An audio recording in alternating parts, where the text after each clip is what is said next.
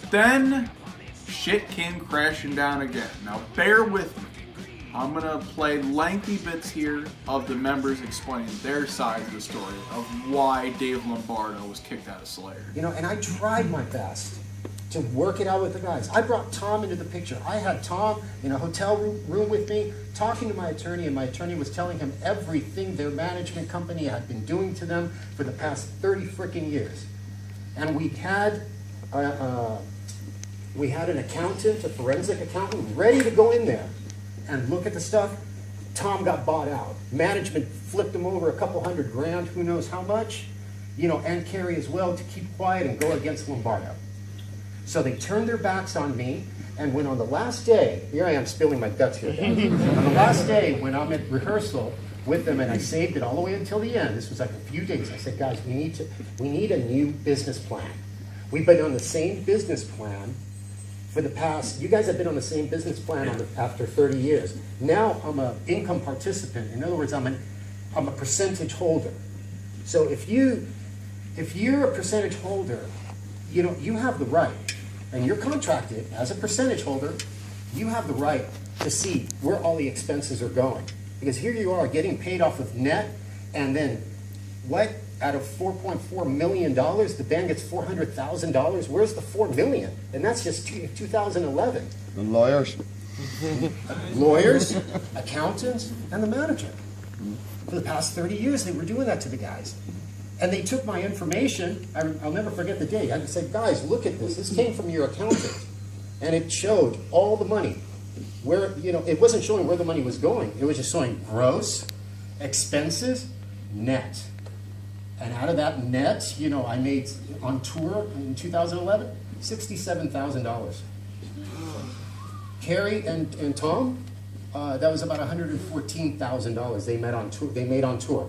So if you did about 60 shows, divide that up between 60 shows. Anybody have a calculator? No, not 60. Let's say about 90 shows a year. 30 in the spring, 30 in the summer, 30 shows in the winter, in the fall. So you break that up per show. Really? It's disgusting. I'm not gonna, I bust my ass up there playing drums. I mean, I am just sweating, I'm beat.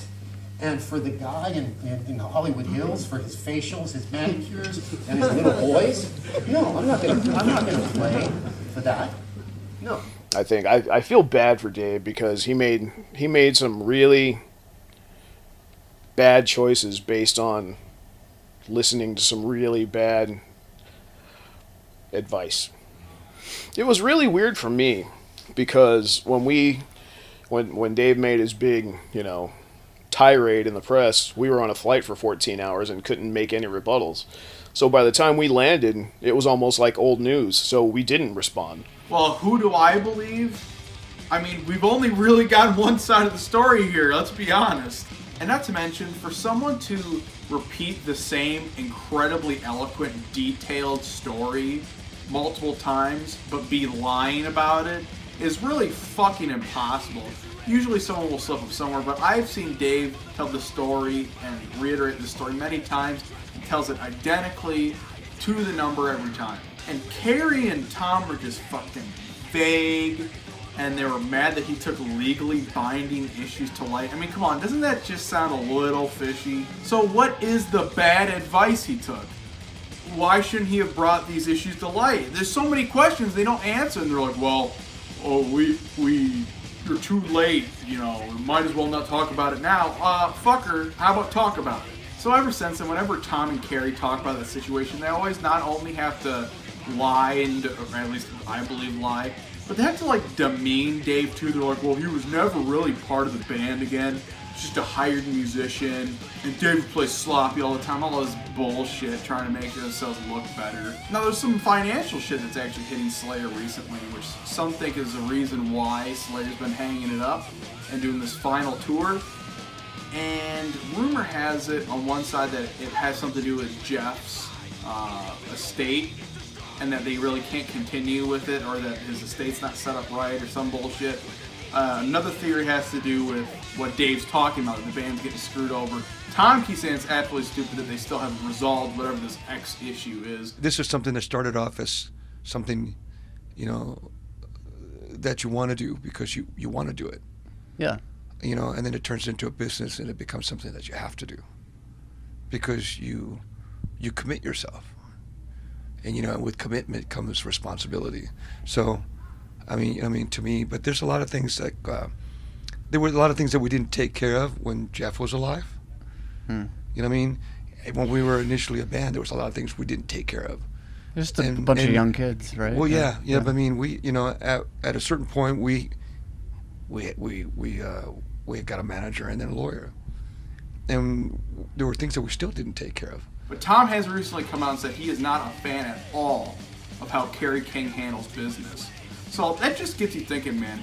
Maybe they fired Dave because he had a head on his shoulders, and maybe, just maybe, what I think's happening is that expenses account was a secret account Kerry King and maybe some of the other guys were just pulling all the money from so that they could underpay the shit out of Dave. We would never know. And if it's true that Tom was bought out at the last minute and just being a putz, fuck him.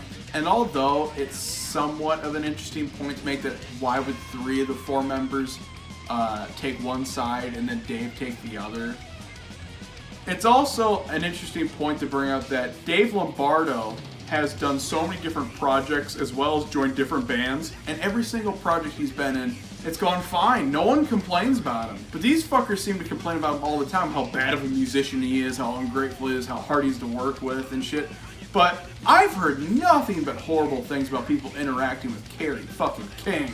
So all this really gets you thinking that if Dave's right, there really is some shitty stuff going on all 3 times he's left.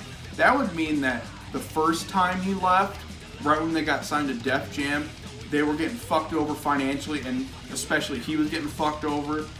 I bet you then, if that's true, that Kerry didn't give a shit and kept trying to schedule dates and didn't give a fuck about Dave Lombardo's off time. Dave's the most iconic member, the best fucking musician by far. People started playing drums because of him. He's considered the godfather of the double bass and thrash metal drumming. He started the fucking band, arguably, and got them to their success.